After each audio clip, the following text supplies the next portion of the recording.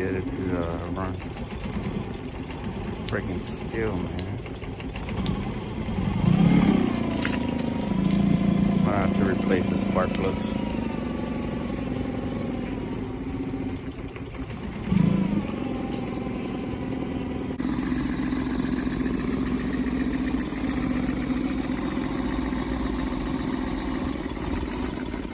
There's the ones to stall.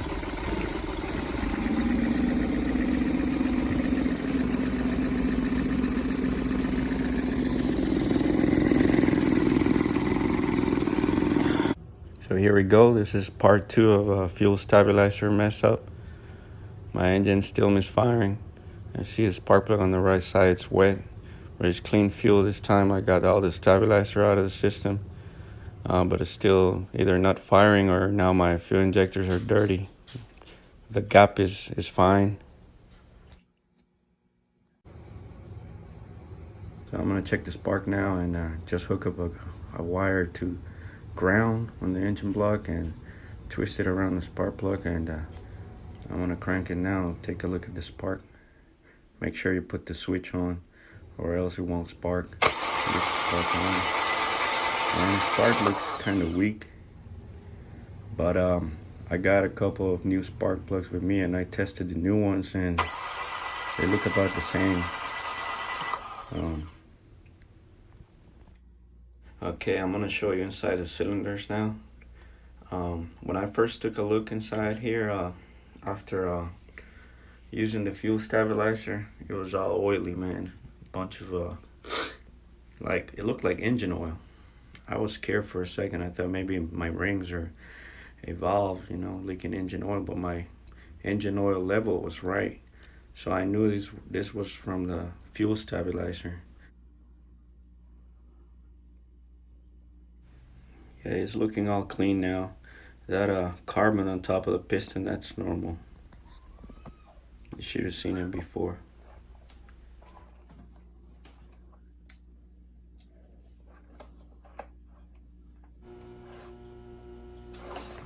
I'm just pulling the pull cord to move the piston up and down. Well, really side to side.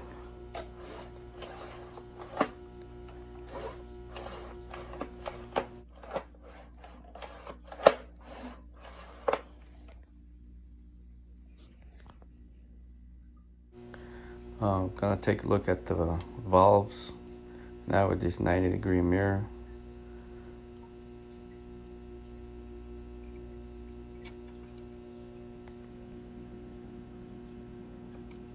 I'm going through the spark.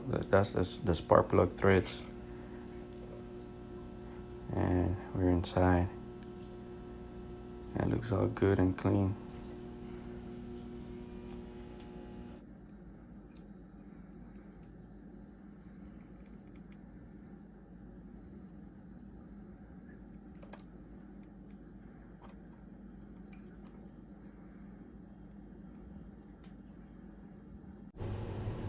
Now I want to connect my laptop to read for codes, and to do that I need to turn the ignition on. I'm going to use this wire with a fuse to power up the ECM, because the motor right now it's dead. Even though I have a battery connected to it, that's just for the electric start. So I need to power pin 13 and just ground the engine block.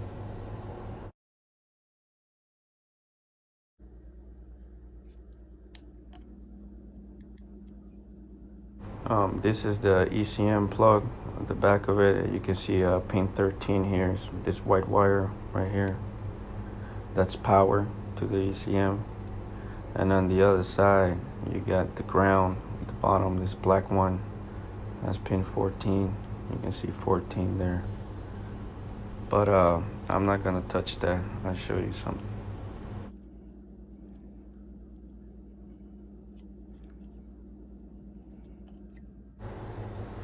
Reading the service manual, I could find the schematics for it, and I can see it hooks up to, I got the electric start, so it hooks up to my rectifier.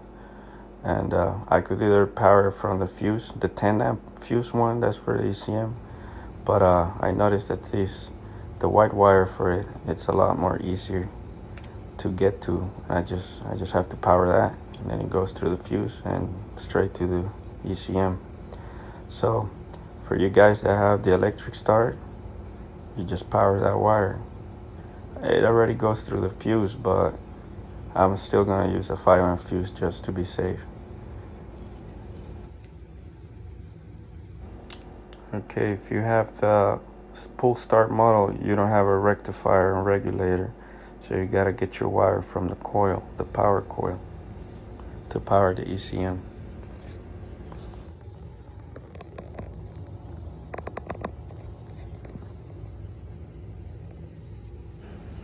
So I got my wire hooked up, and I'm gonna take this and connect it to the battery.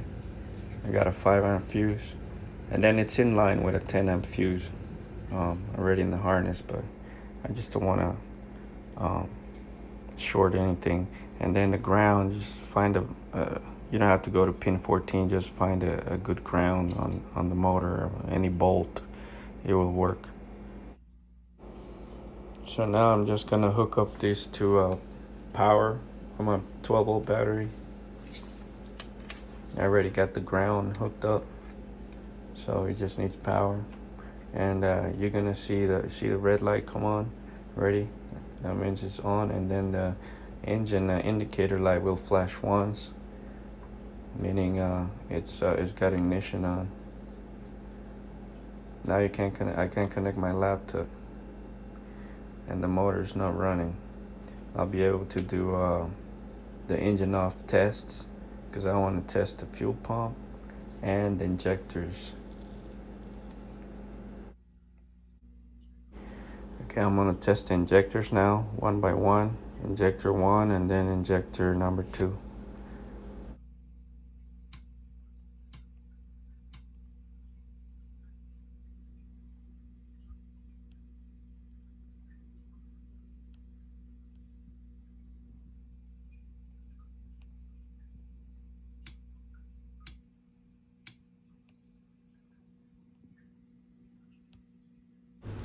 Now I'm gonna test the high pressure fuel pump. You can turn it on.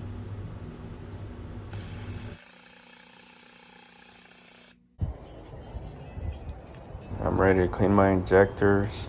I'm gonna take the spark plugs out, but you gotta be careful because the fuel system is pressurized. This little hose right here going to the injectors, it's under pressure. It's got 43 psi, so we gotta relieve that pressure before we even try to touch that. And to do that safely, we first gotta disconnect the ignition coil, because you don't want any sparks around the fuel. So the safest way to do it is disconnecting the plug, not the spark plugs, because the coil, you don't want. We're gonna crank the engine, and we don't want that coil sparking at all. So unplug these the blue plug, that's for the ignition coil. I'm gonna take my spark plugs out too, so it doesn't have any compression. And we're gonna disconnect the high pressure fuel pump. If you don't unplug it, the pump's gonna run and not gonna relieve the pressure. Now we're gonna crank the engine 5 seconds at a time to relieve the pressure.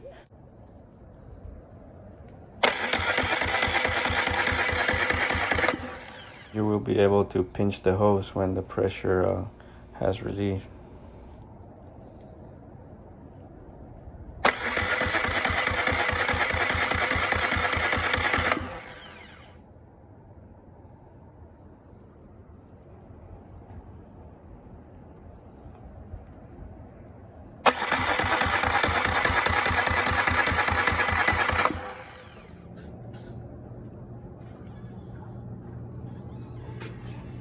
The hose is soft now. Before it was like rock solid. Now I'm able to pinch it. And damn, I just noticed, it's got 2 clamps here on the fuel injector rail. That's a mistake from factory. Got 1 clamp over there at the fuel pump. But over here on the top, it's got like 1 clamp on top of the other one. I just noticed that.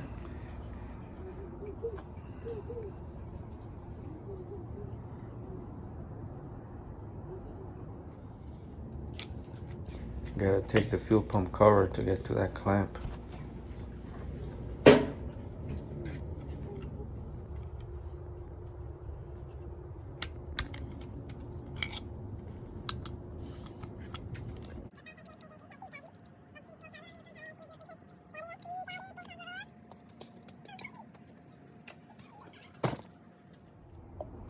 Disconnected the pump side of the hose, and very little fuel came out. So you have to be careful. Don't try to disconnect this with 43 psi inside, or you're gonna spray fuel everywhere.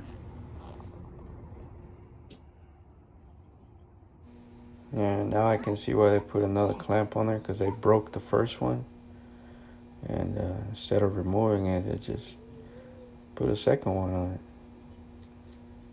That's crazy. It doesn't do any harm, but that's weird. It's a human mistake.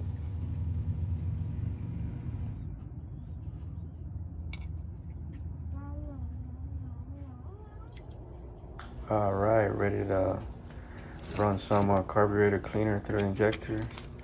And I bought me this like bicycle pump and some tips for it. And the blue one fits just right to go inside the hose. And I'm gonna put the clamp. I gotta shave this little clip, the blue clip on it. So it'll be smooth. I gotta shave that off. And then be alright. Be able to fill up the hose with carburetor cleaner and then pressurize it. And then I'm gonna use the laptop to run the injector so they can shoot it out into the intake.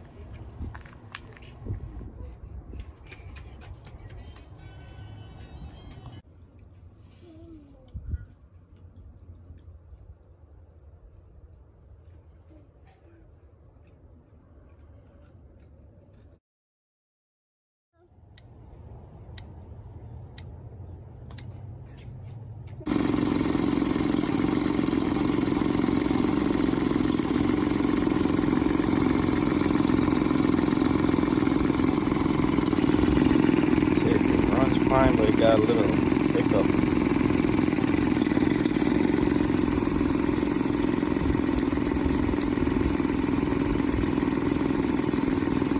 Doesn't clear up, I'm gonna change the spark plugs. So I had a set of brand new spark plugs already, but I didn't want to replace them just yet. I wanted to make sure it was not the injectors, but one of them still coming out wet and fuel, so it has to be a spark plugs. I think this is the bad one. This is the one that I find wet most of the time. I marked it with a dot, and I had it at the bottom, cylinder 2. Now I move it to the top, and it's wet on the top. So I bet this is the bad spark plug. I'm gonna replace just one at a time. I'm just gonna replace this one and see how it runs. I'm gonna put the brand new one on the top. Cause that one, I bet I'm gonna take that one out and it's gonna be dry. So we'll see. And voila, running better right off the back. I'm gonna replace the bottom one too. I'll put both of them brand new. I got the new spark plugs in, and these spark plugs, they have not even 50 hours, but I think the stabilizer fucked them up. I'm sorry for my language, but they sparking, and the resistance is same as the new ones. I mean, there's no reason why I would say they're bad, but they're misfiring, so we're gonna see right now with the new ones.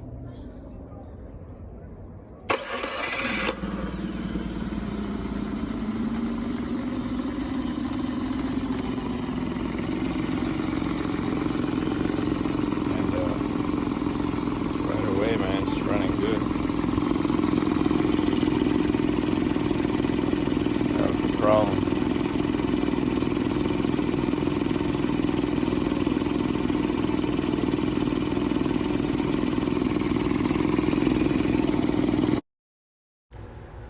These are the bad spark plugs, and I'm checking the resistance right now in ohms.